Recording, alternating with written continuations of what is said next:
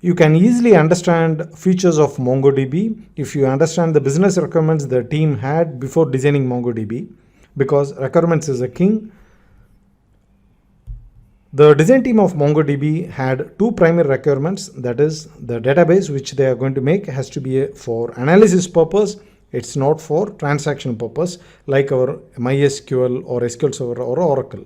So the data is not going to be in a row and column format, it will be schemaless.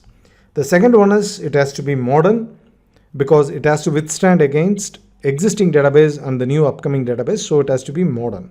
These are the two primary requirements the design team might have had before making the MongoDB. So let us expand further into the first requirement, that is the analysis part. It has to be a OLAP, not OLTP. Since it is a OLAP database, it has to support variety of file formats, data formats, and data sources. So it needs to be schemaless. It will be document based, similar to our Word document, Microsoft Word document. Excel can be compared with the traditional OLTP databases, and document can be compared to the OLAP databases. So it is structureless and you can put anything into anything. For example, in a Word document, you can put an image, video, or a table or anything into that Word document. So it is completely structureless. Whereas for Excel, it is based on rows and columns, which can be compared with the traditional OLTP databases. Since it is schemaless, it needs a powerful language support because you need to analyze, query different types of data formats. So we have the powerful established language JavaScript supported in MongoDB. Since it is document based, you will have millions of documents which needs to be properly identified.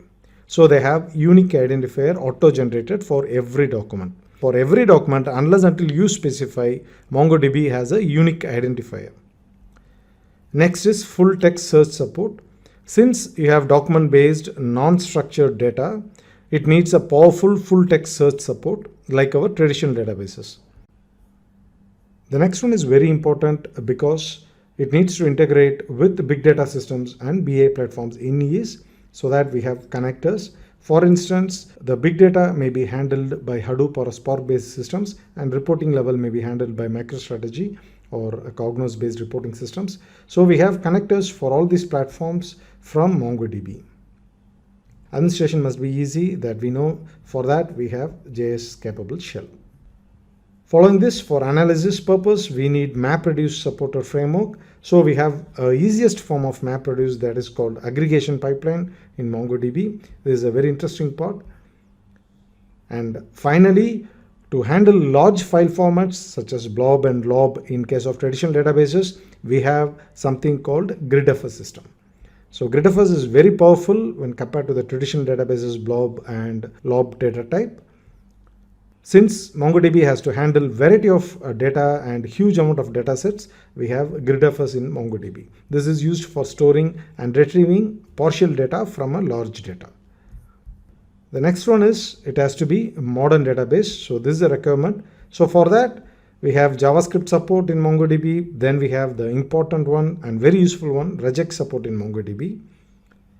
Then my favorite one, that is time-based data. So we have time-based collections where the data will be expired after a certain threshold.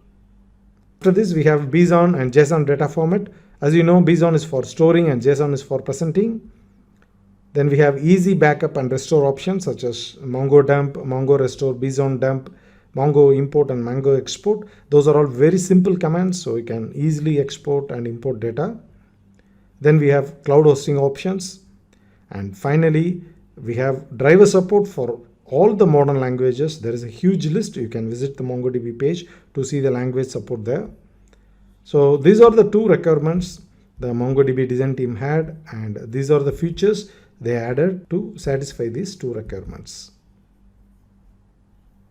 So hope you understood this section. So let's move to the next one.